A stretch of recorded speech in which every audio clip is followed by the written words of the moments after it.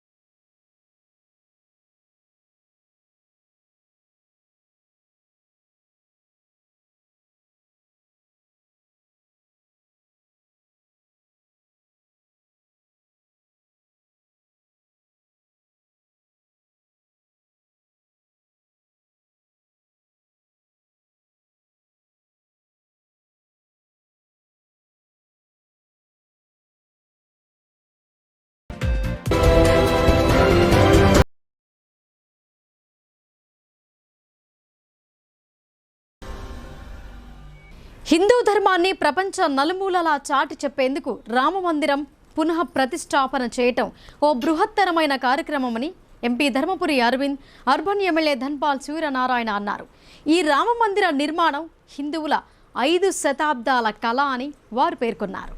అయోధ్యలో జరిగే భవ్యమైన రామమందిరం పునః ప్రతిష్టాపన కార్యక్రమాన్ని పురస్కరించుకుని ఆలయాల శుద్ధీకరణ కార్యక్రమంలో భాగంగా గురువారం నాడు ఇందూరు పట్టణంలో శతాబ్దాల చరిత్ర గల ఖిల్లా రామాలయాన్ని శుద్ధి చేయటం జరిగింది. ఈ కార్యక్రమానికి ముఖ్య అతిథులుగా నిజామాబాద్ పార్లమెంటు సభ్యులు ధర్మపురి అరవింద్, అర్బన్ ఎమ్మెల్యే ధన్పాల్ సూర్యనారాయణ పాల్గొని పనులను నిర్వహించారు. ఈ సందర్భంగా వారు మాట్లాడుతూ అయోధ్య రామమందిరం పునః నిర్మాణంతో హిందువుల 500 ఏళ్ల నాటి కళ ఈ నెల జనవరి 22న నెరవేరబోతోందని అన్నారు. ఎంతోమంది కరసేవకులు హిందువులు తమ ప్రాణాలను సైతం కోల్పోవటం జరిగిందని చెప్పారు. నేటితో వారి ఆత్మకు శాంతి చేకూరుతుందని, మనమందరం ఎప్పుడెప్పుడా అని ఎదురు చూస్తున్న ఏళ్ల నాటి కళ సాకారం కాబోతోందని పేర్కొన్నారు. ఈ బృహత్ కార్యక్రమంలో పాల్గొనడం పూర్వజన్మ సుకృతంగా భావించవచ్చని తెలియజేశారు.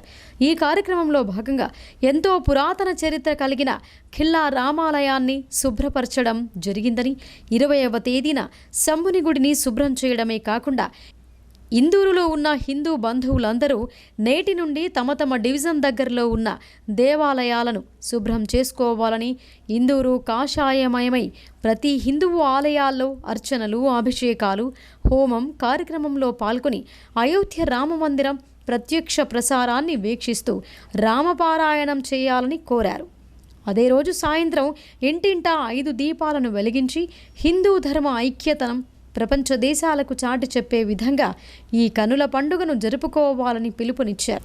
ఈ కార్యక్రమంలో భాజపా జిల్లా అధ్యక్షులు బస్వా లక్ష్మీ నర్సయ్య, నాయకులు Nagolla Lakshminarayana, Pothankar Lakshminarayana, municipal floor leader Sravanthi Reddy, మహిళా మోర్చా అధ్యక్షురాలు ప్రవళిక, స్థానిక కార్పొరేటర్లు ఇల్లెందుల మమతా ప్రభాకర్, ఆలయ కమిటీ అధ్యక్షులు వీర్ శేఖర్, కార్పొరేటర్లు, మండల అధ్యక్షులు, కార్యకర్తలు, ఆలయ కమిటీ సభ్యులు, సంబంధిత అధికారులు తదితరులు పాల్గొన్నారు.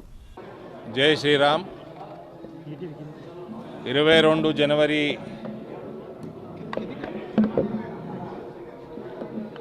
శ్రీరామచంద్రుడు పుట్టిన స్థలికి మళ్ళీ రావడం జరుగుతూ ఉంది. అయోధ్యలో సుమారు 500 సంవత్సరాల తర్వాత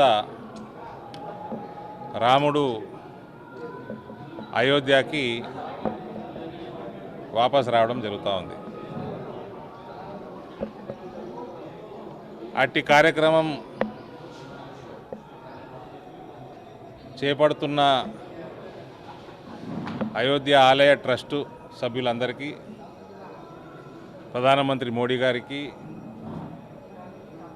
దేశంలో ఉన్న ప్రపంచంలో ఉన్న రామభక్తులందరికీ కూడా అభినందనలు తెలియజేస్తూ 22 వరకు మన ప్రాంతాలలో ఉన్న ఆలయ శుద్ధి కార్యక్రమం ప్రధానమంత్రి గారు పిలుపునిచ్చినట్టు అందరూ కూడా ఇందులో పాలు పంచుకోవాలని మేము ప్రార్థిస్తూ ఉన్నాము. ఇవాళ అట్టి కార్యక్రమంలో ధన్పాల్ సూర్యనారాయణ గారు, Indur MLA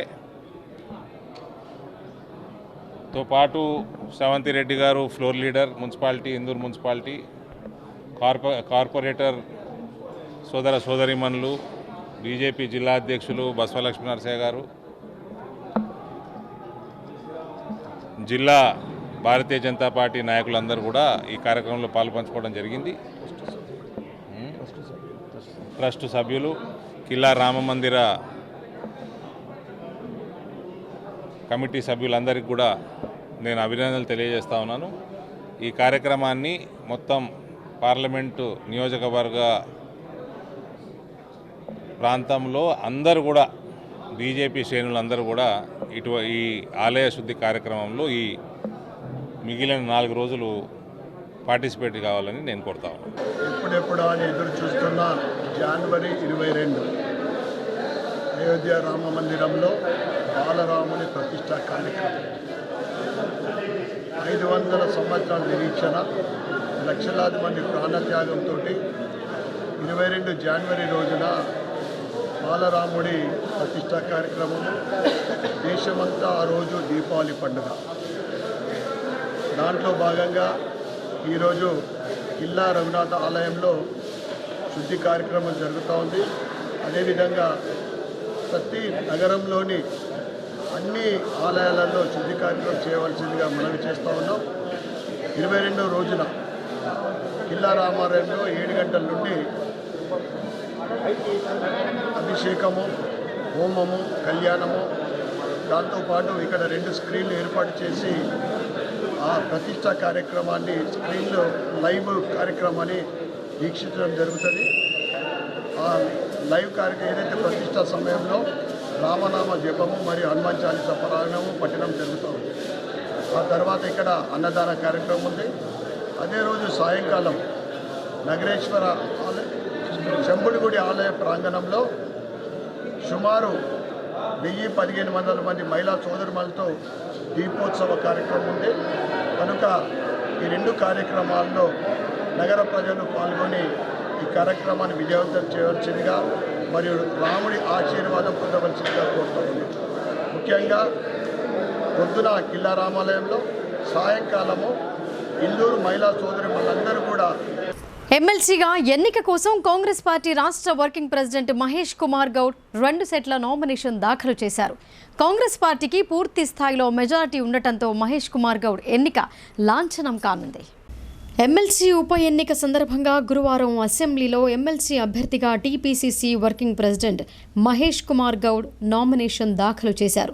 deputy CM Bhatti Vikramarka, మంత్రి ఉత్తమ్ కుమార్ రెడ్డి, సీనియర్ నాయకులు వి హనుమంతరావు, మాజీ ఎంపీ అంజన్ కుమార్ యాదవ్ తదితరులు వెంటరాగా అసెంబ్లీ కార్యదర్శికి మహేష్ కుమార్ గౌడ్ 1 సెట్ నామినేషన్ దాఖలు చేయగా, మరో సెట్ నామినేషన్ను జిల్లాకు చెందిన సీనియర్ శాసనసభ్యులు, మాజీ మంత్రి పి సుదర్శన్ రెడ్డి, మాజీ ఎంపీ మధు యాష్కీలతో కలిసి 2వ సెట్ నామినేషన్ దాఖలు చేశారు. తెలుగు ప్రజల కీర్తిని ప్రపంచానికి తెలియజేయడానికి దివంగత మాజీ ముఖ్యమంత్రి, మహానటుడు ఎన్టీఆర్ టీడీపీ పార్టీని స్థాపించాలని టీడీపీ జిల్లా పార్లమెంటు సభ్యుడు దేగాం యాదవ్ గౌడ్ తెలిపారు. పటేల్ పట్వారీ వ్యవస్థను రద్దు చేసి రాష్ట్రంలో అన్ని వర్గాల ప్రజల అభివృద్ధికి కృషి చేసిన ఎన్టీ రామారావు చరిత్రలో చిరస్మరణీయంగా మిగిలిపోతాడని ఆయన కొనియాడారు. నగరంలోని తెలుగుదేశం పార్టీ నిజామాబాద్ పార్లమెంటు అధ్యక్షులు దేగాం యాదవ్ గౌడ్ ఆధ్వర్యంలో ఎన్టీఆర్ 28వ వర్ధంతి కార్యక్రమాన్ని ఘనంగా నిర్వహించారు. అందులో భాగంగా నిజామాబాద్ జిల్లా కేంద్రంలోని ఎన్టీఆర్ విగ్రహానికి పూలమాలలు వేసి ఘనంగా నివాళులు అర్పించారు. అనంతరం పార్టీ కార్యాలయంలో ఎన్టీఆర్ చిత్రపటానికి పూలమాలలు వేసి ఘన నివాళులు అర్పించి నినాదాలు చేశారు. అనంతరం అర్బన్ కన్వీనర్ అంబికా సత్యనారాయణ ఆధ్వర్యంలో దుబ్బా ప్రాంతంలో మాజీ ముఖ్యమంత్రి ఎన్టీ రామారావు చిత్రపటానికి పూలమాలలు వేసి ఘనంగా నివాళులు అర్పించారు. దివంగత ముఖ్యమంత్రి ఎన్టీ రామారావు వర్ధంతిని పురస్కరించుకొని అన్నదాన కార్యక్రమాన్ని నిర్వహించారు. ఈ కార్యక్రమంలో భాగంగా పార్లమెంట్ అధ్యక్షులు దేగాం యాదగౌడ్ మాట్లాడుతూ నందమూరి తారక రామారావు తెలుగు సినీ పరిశ్రమలో తనదైన ముద్ర వేసుకొని తెలుగు ప్రజలకు జరుగుతున్న అన్యాయాన్ని గమనించి నందమూరి తారక రామారావు తెలుగుదేశం పార్టీ పెట్టి దేశ రాజకీయాలపైన చెరగని ముద్ర వేశారని అన్నారు. పార్టీ పెట్టిన 9 నెలల్లోనే అధికారంకొచ్చిన మొట్టమొదటి పార్టీ టీడీపీ అని ఆయన అన్నారు. పటేల్ పట్వారీ వ్యవస్థను రద్దు చేసిన మహనీయుడని, తెలుగువారి కీర్తిని ప్రపంచ నలుమూలలకు తీసుకువెళ్లిన ఘనుడు నందమూరి తారక రామారావు అని ఆయన కొనియాడారు. తెలుగుదేశం పార్టీ ఆవిర్భావంతో తెలుగు రాష్ట్రాలు అభివృద్ధి బాటన పట్టాయని ఆయన అన్నారు. ఈ కార్యక్రమంలో urban in-charge Vinod Kumar, urban co కన్వీనర్లు కల్లెడ బండారి గంగాధర్, కోయిడి నర్సింహులు గౌడ్, పార్లమెంటు కమిటీ నాయకులు రేంజర్ల సురేష్, జ్యోతి నారాయణ, బీసీసీఎల్ జిల్లా అధ్యక్షులు దంతాల ఆనంద్, మాజీ ఎంపీటీసీ గోవర్ధన్ గౌడ్, అర్బన్ నాయకులు లవంగరాజు, నవటే నర్సియా, లక్ష్మీ యాదవ్, రాములు తదితరులు పాల్గొన్నారు. ఏదైతే తెలుగు మాట్లాడే ప్రజానీకానికి ఆరాధ్య దైవమైనటువంటి నందమూరి తారక రామారావు గారు ఎప్పుడైతే 1982లో పార్టీని పెట్టిండో అప్పటి నుంచే నిజమైనటువంటి స్వాతంత్రం ఈ తెలుగు ప్రజానీకానికి దొరికిందని గుర్తించాలి. ఏదైతే 1982కు మొదలు తెలుగు వాళ్ళను కనీసం బొంబాయి పోతే కామాటి అని, తమిళనాడు పోతే మద్రాస్ అని, వేరే ఏ దేశం వెళ్ళినా కానీ తెలుగు వాళ్ళకు కనీసం దుబాయ్లో కావచ్చు, మస్కట్లో కావచ్చు గుర్తింపు లేని పరిస్థితులలో ఆ రోజు ఉన్నటువంటి ప్రభుత్వాలు ఉన్నటువంటి ముఖ్యమంత్రులు కావచ్చు, గవర్నర్లు కావచ్చు గౌరవం అనేది దొరికే పరిస్థితి కాదు. కేంద్రంలో ఒక పార్టీ ఉంటే రాష్ట్రంలో కూడా అదే పార్టీ మరి ప్రభుత్వం ఫామ్ చేస్తుంటే కనీసం గవర్నర్ కూడా నిలువనియటువంటి పరిస్థితులలో ఎన్టీఆర్ గారు మనస్తాపానికి చెంది మరి మన తెలుగు మాట్లాడే ప్రజానికానికి ఒక పార్టీ అనేది ఉండాలా, గౌరవం అనేది కల్పించాలని చెప్పి మరి ఆ రోజు మన హైదరాబాదు నడిబొడ్డున ఎమ్మెల్యే క్వార్టర్స్లో తెలుగుదేశం పార్టీని ఆవిర్భావం చేసి మరి ఎంతోమంది బడుగు బలహీన దళిత బిడ్డలకు అందరికీ కూడా ఒక అవకాశం కల్పించినటువంటి నాయకుడు, మహానాయకుడు మరి ఎన్టీఆర్ గారు ఈ రోజుకు 28 సంవత్సరాలుగా మన మధ్య లేకుండా ఆయన పెట్టినటువంటి పార్టీని చంద్రబాబు నాయకత్వంలో ముందుకు తీసుకుపోవడం జరుగుతుంది. ఈ రోజు ఇక్కడ మా ప్రభుత్వం ఉన్నా లేకున్నా, ప్రభుత్వం ఏ పార్టీ ఉన్నా ప్రశ్నించి ప్రధానిగా పర్మిట్ రూమ్లు బార్లను తలపిస్తున్నాయి. వేళాపాళా లేకుండా యథేచ్ఛగా మద్యం విక్రయిస్తుంటే ఎక్సైజ్ శాఖ చోద్యం చూస్తోంది. నవిపేటలో ఓ వ్యక్తి పర్మిట్ రూమ్లో అనుమానాస్పదంగా మృతి చెందడంతో పోలీసులు విచారణ చేపట్టారు. నవిపేట మండల కేంద్రంలోని సంజీవ్ రెడ్డి హోటల్లో దర్యాపూర్ కాలనీకి చెందిన డాంగే సాయిలు ఉదయం 7 గంటలకు మద్యపానం సేవించాడు. అదే హోటల్లో అనుమానాస్పదంగా మృతి చెందాడు. హోటల్ యజమాని సంజీవ్ రెడ్డితో పాటు వర్కర్లు మృతదేహాన్ని గాంధీ విగ్రహం దగ్గరికి తరలించారు. అనంతరం హోటల్ యజమాని సంజీవ్ రెడ్డి డాంగే సాయిలు కుటుంబ సభ్యులకు సమాచారం ఇవ్వడంతో హుటాహుటిన వారి కుటుంబ సభ్యులు సంఘటనా స్థలానికి చేరుకుని మృతదేహాన్ని ఆటోలో ఓ ప్రైవేట్ ఆసుపత్రికి తీసుకువెళ్లారు. మృతుడి తలకి తీవ్ర గాయాలై రక్తస్రావం జరగటంపై పలు అనుమానాలు వ్యక్తమవుతున్నాయి. విషయం తెలుసుకున్న Nizamabad south rural incharge Shri Venkat Narayana, SI Yadagiri Goud వెంటనే సంఘటనా స్థలానికి చేరుకున్నారు. మృతదేహాన్ని జిల్లా కేంద్రంలోని ప్రభుత్వ జనరల్ ఆసుపత్రికి పోస్టుమార్టం నిమిత్తం తరలించారు.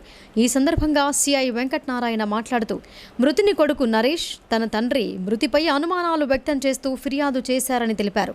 నరేష్ ఫిర్యాదు మేరకు కేసు నమోదు చేసి దర్యాప్తు చేస్తున్నట్లు చెప్పారు. హోటల్ యజమాని సంజీవ్ రెడ్డితో పాటు 2 వర్కర్లను అదుపులోకి తీసుకున్నట్లు తెలిపారు. నవిపేట మండల కేంద్రంలో అనుమతులు లేకుండా పర్మిట్ రూమ్లు ఏర్పాటు చేసి ఉదయం 6 గంటల నుండి విచ్చలవిడిగా మద్యపానం విక్రయిస్తున్నారని ప్రజలు ఆవేదన వ్యక్తం చేస్తున్నారు. వెంటనే అనుమతి లేని పర్మిట్ రూమ్లను సీజ్ చేయాలని ప్రజలు డిమాండ్ చేస్తున్నారు. సాయిల్ అనే అతను ఇలా మార్నింగ్ మన బాబు కంప్లైంట్ ఇవ్వడం జరిగింది. ఆయన కంప్లైంట్ ఇచ్చిన తర్వాత ముగ్గురు వ్యక్తుల మీద పేరు వేయడం జరిగింది. మాకు వీళ్ళ మీద అనుమానం ఉందని చెప్పేసి డాక్టర్తో మనం పూర్తి దాని మీద పోస్ట్ మార్టం చేసిన తర్వాత రిపోర్ట్ తీసుకున్నాక వాళ్ళందరినీ కూడా కస్టడీ ఆల్రెడీ పొజిషన్లో ఇద్దరు వ్యక్తులు ఉన్నారు. అతనితో పాటు చాంద్రప్రసాద్ మన ఎస్ఐ పోయి తీసుకుని వస్తాడు. వాళ్ళ మీద కంపల్సరీ యాక్షన్ తీసుకుంటారు. అది మన పోస్ట్ మార్టం ఇచ్చిన రిపోర్ట్ మీద బేస్ చేసుకొని దాని మీద యాక్షన్ తీసుకోవడం జరుగుతుంది. ఇమీడియట్ ఇప్పుడు ఆ బెడ్ షాప్ కూడా సీజ్ చేయడం జరిగింది. దానికే సాయి ఏజ్ 50 years అన్నటువంటి వ్యక్తి దర్యాపూర్ విలేజ్కి సంబంధించినటువంటి వ్యక్తి మార్నింగ్ 6:45 ఇంటి నుంచి బయలుదేరి ఇక్కడికి మన నవిపేట జంక్షన్ దగ్గరికి రావడం జరిగింది.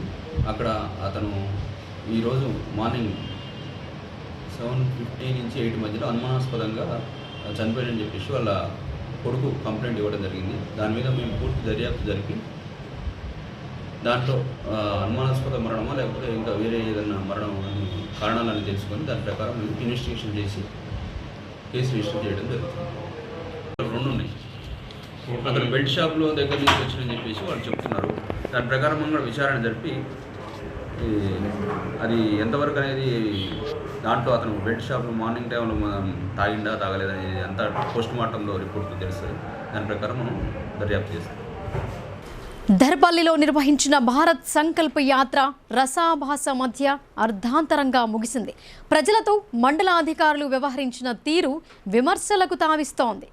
దర్పల్లి మండల కేంద్రంతో పాటు గిరిజన తండాలో గురువారం వికసిత్ భారత్ సంకల్ప యాత్ర కార్యక్రమాన్ని నిర్వహించారు. ఎంపీడీఓ లక్ష్మణ్ కేంద్ర ప్రభుత్వం అమలు చేస్తున్న పథకాలను ప్రజలకు వివరిస్తున్న సమయంలో ప్రజలు ఒక్కసారిగా అధికారుల తీరుపై మండిపడ్డారు. తాము ఎండలో కూర్చున్నామని, మాకు ఎండ కొడుతోందని వాపోయారు. మీరు మాత్రం టెంట్ కింద కుర్చీలో వేసుకొని కూర్చున్నారు. తాము క్రింద ఎండలో కూర్చోవాలా అని కనీసం టెంట్ వేయకపోవటం ఏంటని ప్రజలు అధికారులను ప్రశ్నించారు. దీంతో ఎంపీడీఓ లక్ష్మణ్, ఎంపీఓ రాజేష్ జోక్యం చేసుకొని టెంట్లు కుర్చీలు వేయడానికి ప్రభుత్వం నుండి ₹1 కూడా రావటం లేదని, ఇది డబ్బుల కార్ఖానా కాదని ఎదురు ప్రశ్నలు వేసి దురుసుగా ప్రవర్తించారు. అధికారుల తీరుతో సభకు అంతరాయం కలిగింది. ప్రజలు సభ నుండి తలోదారిన వెళ్లిపోయారు. అధికారులు ఆదరబాదరగా కార్యక్రమాన్ని ముగించుకొని మమ అనిపించారు. మీకు బాగా ఎండ కొడుతుందా వస్తే ఏపీ సర్పంచ్ గారు ఇంకోటి ఏపీ టెంట్ మరి మాకున్న ఇన్ని నిధులు ఇస్తున్నారు, ఇస్తే ఏపిస్తాం. పెద్ద హజార్ దస్తుంది ఏపిస్తాం. మరి ఎందుకు వేసుకున్నారు ప్రోగ్రామ్? ఎందుకు వేసుకున్నారు ప్రోగ్రామ్ ఇస్తే గవర్నమెంట్ చేపించని చేస్తున్నాం. గవర్నమెంట్ డబ్బులు ఇచ్చింది ఇయ్యలేదు. గవర్నమెంట్ ఇచ్చింది జీపీ నుంచి ఇయ్యలేదు పైసలు. సర్పంచ్ సాబ్ చేపిస్తున్నారు ఇంట్రెస్ట్ తీసుకొని. వాళ్ళకి రావాల్సినవి చాలా ఉన్నాయి, ఇంకా రావాల్సినవి. సర్పంచ్ సాబ్ ఇంకొకటి పెద్దది ఏంటి కాదు భయ వస్తలేవన్నా డబ్బులు రావని చెప్పండి. రావు డబ్బుల కార్యక్రమం కాదు ఇది. వస్తలేవన్నా డబ్బులు రావని చెప్పండి. రావు డబ్బుల కార్యక్రమం కాదు ఇది.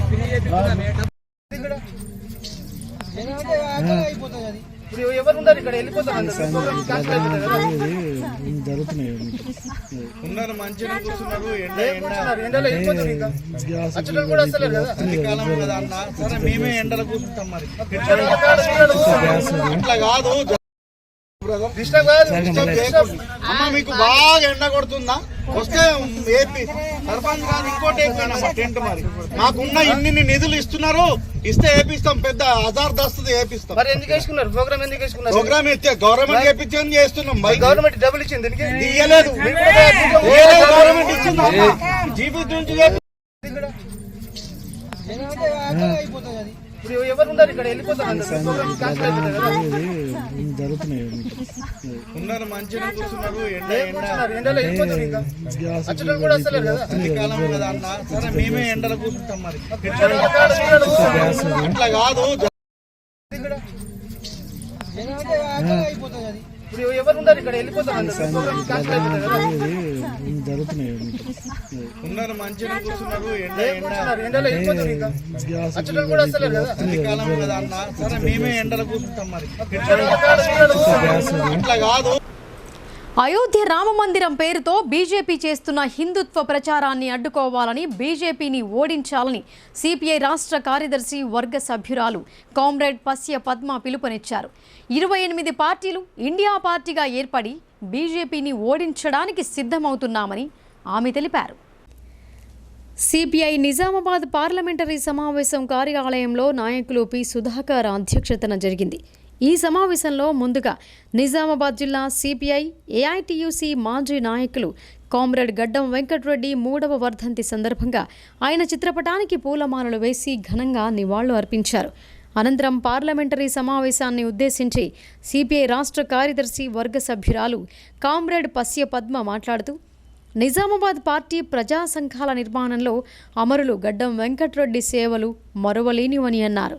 ఆయన ఆశయ సాధన కోసం ప్రతి ఒక్క కార్యకర్త కృషి చేయాలని ఆమె అన్నారు. దేశంలో అబద్ధపు ప్రచారాలతో శ్రీరాముడి పేరుతో హిందూ మతాన్ని రాజకీయంగా వాడుకోవడానికి హిందుత్వ ప్రచారాన్ని విస్తృతంగా కొనసాగిస్తూ దేశ ప్రజల మధ్య ఐక్యతను దెబ్బకొట్టడానికి లౌకికవాదాన్ని నిర్వీర్యం చేయడానికి బీజేపీ ఆర్ఎస్ఎస్ కొనసాగిస్తున్న ప్రయత్నాన్ని అడ్డుకోవాలని అన్నారు. నిజామాబాద్ జిల్లాలో పసుపు బోర్డు ఏర్పాటు చేస్తామని 5 సంవత్సరాల క్రితం లిఖితపూర్వకంగా రాసి ఇచ్చిన పసుపు బోర్డు ఏర్పాటు చేయాలని ప్రధానమంత్రి అసెంబ్లీ ఎన్నికల సందర్భంగా హడావుడిగా ప్రకటనలు గుప్పించాడని ఆమె అన్నారు. నేటికి ఆ బోర్డు ఏర్పాటుకు చర్యలు లేవని, జిల్లాలో బోధన్ షుగర్ ఫ్యాక్టరీ ఆసియాలోని అతి పెద్దది మూతపడి కార్మికులు రైతులు వీధిన పడ్డా ఏమాత్రం స్పందించని బీజేపీ కేంద్ర పాలకులు ఎన్నికల్లో గెలవడానికి హిందూ మతాన్ని రాజకీయంగా వాడుకోవటానికి ప్రయత్నాలు కొనసాగిస్తున్నారని ఆమె ఆగ్రహం వ్యక్తం చేశారు. దేశంలో 24,86,00,000 మంది ప్రజలు పేదరికం నుంచి బయటపడ్డారని, నీతి ఆయోగ్ ద్వారా చెప్పించడం ధనిక దేశంగా మారిందని ప్రచారం చేయటం ఇది వారు చేస్తున్న అబద్ధ ప్రచారాలకి ప్రతీక అని ఆమె తెలిపారు. ప్రజల నమ్మకాలను సాంఘికంగా ఓటు బ్యాంకుగా మార్చుకోవటంలో భాగమే శ్రీరాముడికి అక్షింతల పేరుతో గ్రామాలలో వాటిని సేకరిస్తున్నారని అన్నారు. నిరుద్యోగ సమస్యను పరిష్కరించకుండా, దాన్ని అరికట్టకుండా, ఉపాధి ఉద్యోగ కల్పన చేయడానికి నిర్దిష్టమైన ప్రయత్నాలు కొనసాగించకుండా ప్రజల కడగళ్లను బాధల నుండి పక్కదారి మళ్లించడానికి ఉద్దేశపూర్వకంగా కేంద్ర పాలకులు చేస్తున్న కుట్రపూరితమైన ప్రయత్నాలను తిప్పికొట్టమని నిజామాబాద్, జగిత్యాల జిల్లాలకు చెందిన సిపిఐ శాఖ కార్యదర్శులను పస్య పద్మ కోరారు. ఈ సమావేశంలో సిపిఐ రాష్ట్ర నాయకులు కంజర భూమయ్య, తెలంగాణ రాష్ట్ర రైతు సంఘం నాయకులు గడ్డ మురళీధర్ రెడ్డి, సిపిఐ నిజామాబాద్ జిల్లా నాయకులు వై ఓమయ్య, కె రాజన్న, ఏ రాజేశ్వర్ తదితరులు పాల్గొన్నారు. కాపాడబడితేనే నిరుపేద ప్రజలు జీవించటానికి వీలుంటుంది.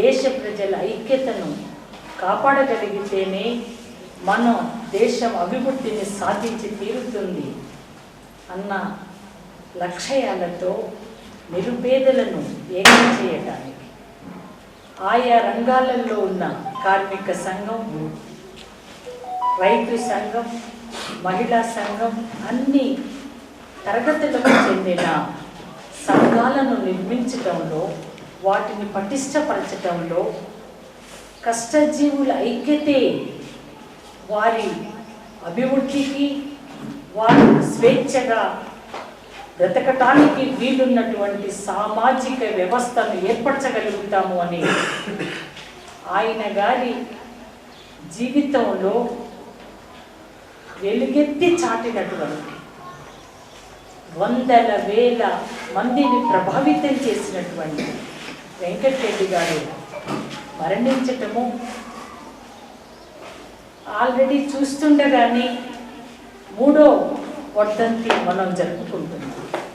ఇంకా భవిష్యత్తులో కూడా అనేక త్యాగాలకు నిలయంగా కమ్యూనిస్టు ఉద్యమంలో అగ్రగామి పాత్ర వహించిన వెంకటరెడ్డి గారి వర్ధంతి సభను మనం జరుపుకోవటం ద్వారా మనందరము ప్రేరణ పొందటమే కాక ఈ జిల్లా, ఈ రాష్ట్ర ప్రజలందరూ ప్రేరణ పొందటానికి వీలుగా ఈ కార్యక్రమాన్ని మనం కొనసాగించాలా.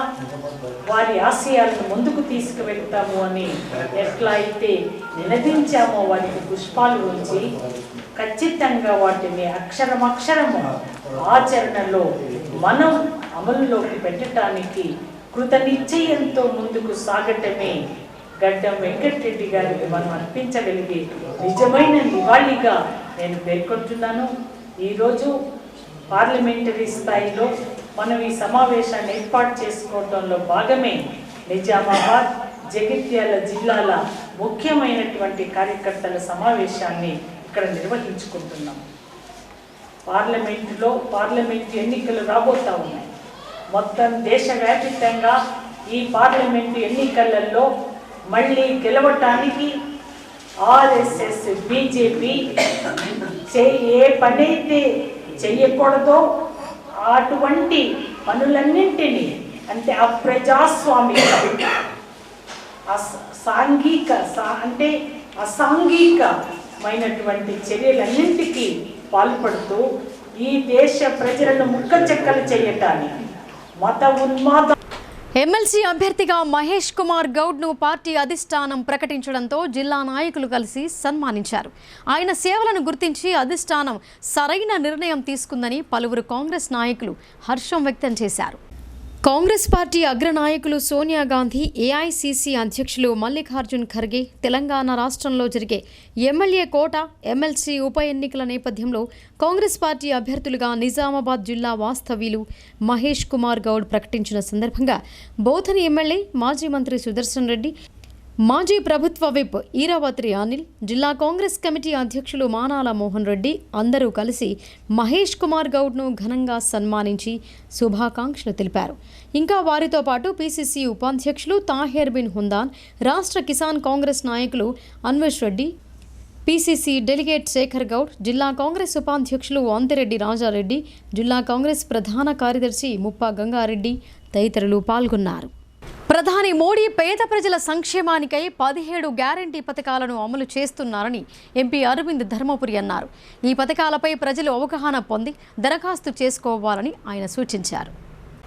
కమ్మర్పల్లి మండలం హసకొత్తూరు గ్రామంలో ఎంపీ అరవింద్ పర్యటించారు. వికసిత్ భారత్ సంకల్ప యాత్ర కార్యక్రమానికి ఆయన ముఖ్య అతిథిగా హాజరయ్యారు.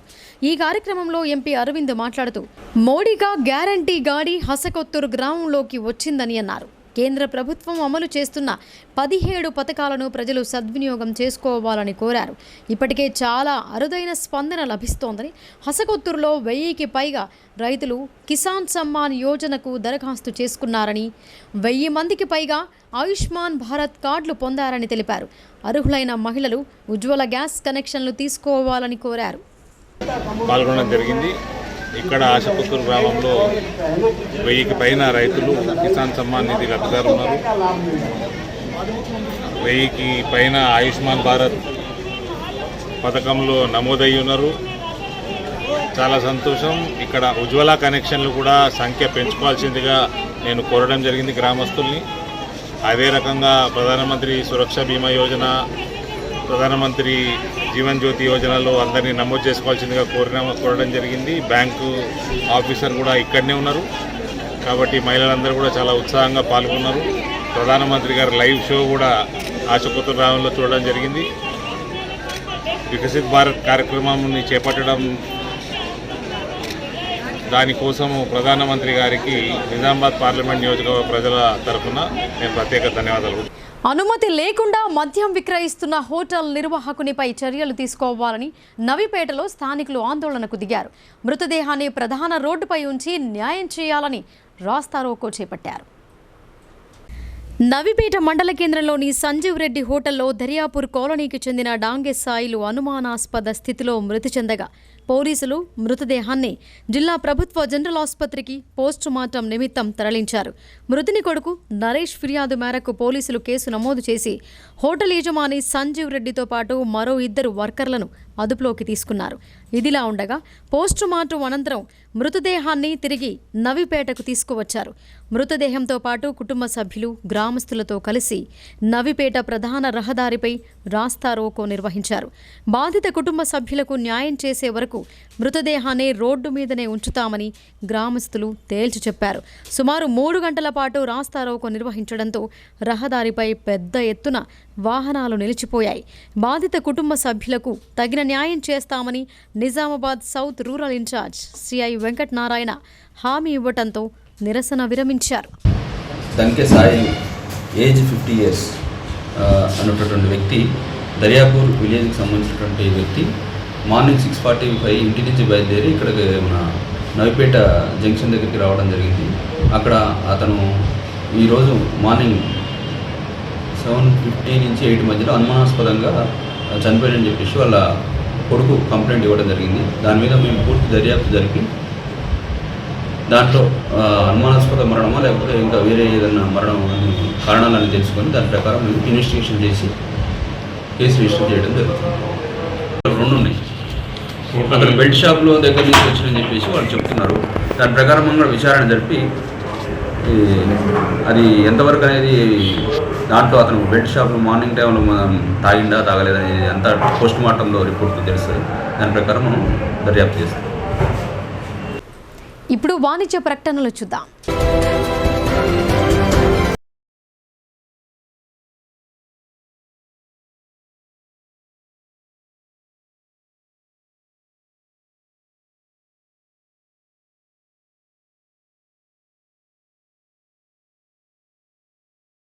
మొట్టమొదటిసారిగా అధునాతన పద్ధతిలో నరాల, మానసిక, sex, alcohol, fits treatment, AC intensive care unit ఇప్పుడు మన నిజామాబాద్ లో doctor B Keshavulu MD psychiatry Osmania గారి ఆధ్వర్యంలో అన్ని సదుపాయాలు గల అత్యాధునిక అతిపెద్ద హాస్పిటల్ ప్రారంభించబడ్డది. గమనిక, ఆధునిక ఏసీ వార్డు, అత్యంత విశాలమైన భవనం, అన్ని నరాల మానసిక సమస్యలకు మరియు ఆల్కహాల్ ను మాన్పించుటకు అడ్మిషన్స్ సౌకర్యం గల తెలంగాణలోనే అతిపెద్ద hospital doctor Keshavulu hospital. Bus stand ఎదురుగా లైన్, ఖలీల్వాడి.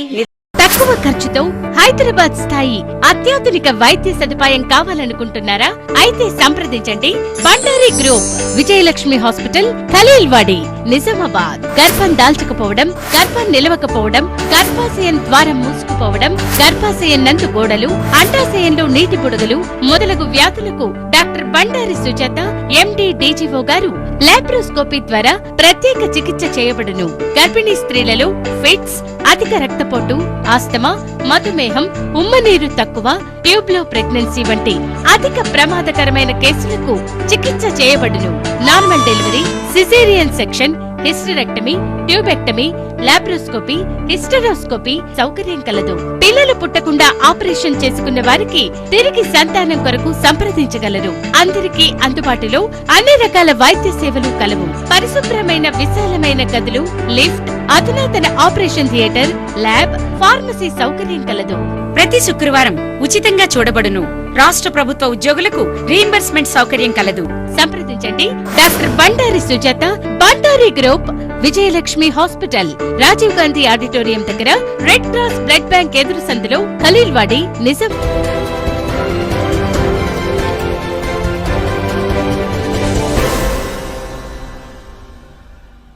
Welcome back.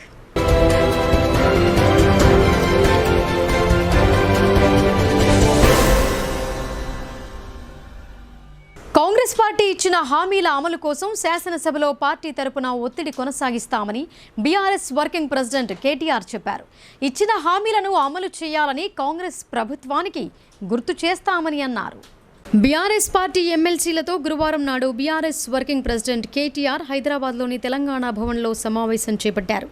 ఈ సందర్భంగా ఆయన మాట్లాడుతూ హామీలను రాష్ట్ర ప్రభుత్వం తప్పించుకునే ప్రయత్నం చేస్తే అసెంబ్లీలో ఉన్న బలమైన ప్రతిపక్షాలు శాసనసభ వేదికగా ప్రశ్నిస్తాయని అన్నారు.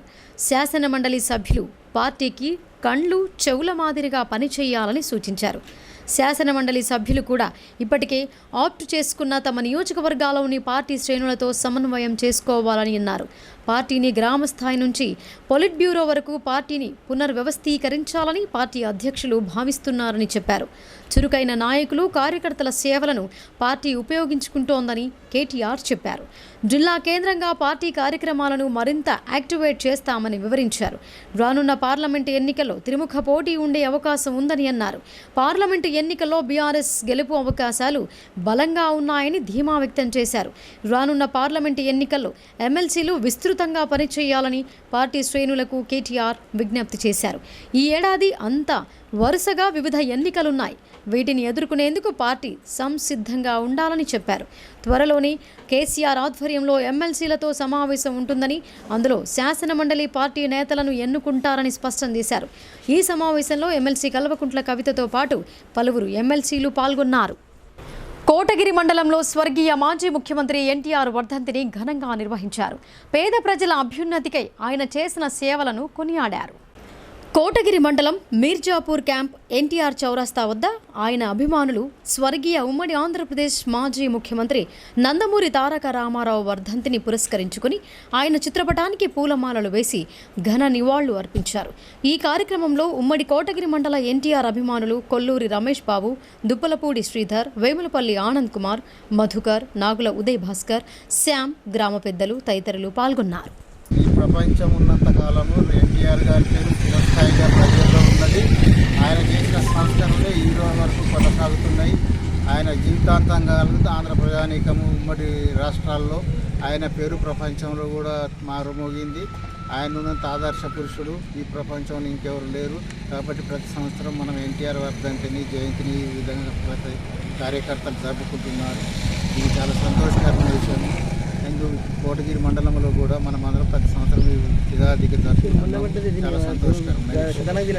రుద్రూరులో 35 లక్షల నిధులతో నిర్మించిన నూతన గ్రంథాలయం అలంకారప్రాయంగా మారింది. అధికారుల నిర్లక్ష్యంతో అద్దె భవనంలోనే కొనసాగుతోంది. పాఠకులకు ఇబ్బందులు ఎదురవుతున్నా స్పందించకపోవడంపై స్థానికులు అసంతృప్తి వ్యక్తం చేస్తున్నారు. రుద్రూరు మండల కేంద్రంలో 35 లక్షలతో నూతనంగా గ్రంథాలయ భవనాన్ని నిర్మించారు. కానీ ఈ గ్రంథాలయం ప్రారంభానికి నోచుకోవటం లేదు. సంబంధిత కాంట్రాక్టర్ వైఫల్యం కారణంగా ఈ దుస్థితి నెలకొందని స్థానికులు అసహనం వ్యక్తం చేస్తున్నారు. ఫలితంగా రుద్రూర్ గ్రామంలోని గాంధీ చౌక్ వద్ద యథావిధిగా అద్దె భవనంలోనే గ్రంథాలయాన్ని కొనసాగిస్తున్నారు. ఈ అద్దె భవనం ఇరుకుగా ఉండటంతో గ్రంథాలయ పాఠకులు, విద్యార్థులు తీవ్ర ఇబ్బందులు ఎదుర్కొంటున్నారని స్థానికులు ఆరోపిస్తున్నారు. గ్రంథాలయాన్ని ప్రారంభించకుండా నిర్లక్ష్యం వహించడంతో ఆగ్రహం వ్యక్తం చేస్తున్నారు. ఇప్పటికైనా అధికారులు వెంటనే స్పందించి నూతన గ్రంథాలయాన్ని ప్రారంభించాలని గ్రంథాలయ పాఠకులు కోరుతున్నారు. ఇప్పుడు సంక్షిప్త వార్తలు చూద్దాం. నట సార్వభౌమ స్వర్గీయ నందమూరి తారక రామారావు వర్ధంతి సందర్భంగా ఎడపల్లి మండలం జైతాపూర్తో పాటు కోటగిరి మండలం మీర్జాపూర్ క్యాంపులో గల ఎన్టీఆర్ చౌరస్తా వద్ద ఎన్టీఆర్ చిత్రపటానికి పూలమాలలు వేసి నివాళులు అర్పించారు. అనంతరం రక్తదాన శిబిరాన్ని ఏర్పాటు చేశారు. ఈ కార్యక్రమంలో జైతాపూర్ సొసైటీ చైర్మన్ కరటూరి సత్యనారాయణ చౌదరి, మదన్ భాస్కర్, సూర్యనారాయణ, సత్యనారాయణ, కృష్ణారావు, కొల్లూరి రమేష్ బాబు, వేములపల్లి ఆనంద్, గ్రామస్తులు, ఎన్టీఆర్ అభిమానులు తదితరులు పాల్గొన్నారు. ఉమ్మడి నిజామాబాద్ జిల్లాలోని మహాత్మా జ్యోతిబా ఫులే గురుకుల పాఠశాలల్లో ప్రవేశాలకు సంబంధించి ఉమ్మడి జిల్లా రీజనల్ కోఆర్డినేటర్ సత్యనాథ్ రెడ్డి గురువారం ఓ ప్రకటనలో తెలిపారు. 2024-25 విద్యా సంవత్సరానికి 6, 7, 8వ తరగతుల్లో ఖాళీ సీట్లలో ప్రవేశాల కోసం బీసీ, ఎస్టీ, ఎస్సీ, ఈబీసీలలో అర్హులు దరఖాస్తు చేసుకోవాలని సూచించారు. కాగా దరఖాస్తుకు ఈ నెల 20వ తేదీ వరకు గడువు పొడిగించగా ఫిబ్రవరి 11న ప్రవేశ పరీక్ష ఉంటుందని ఆయన తెలిపారు.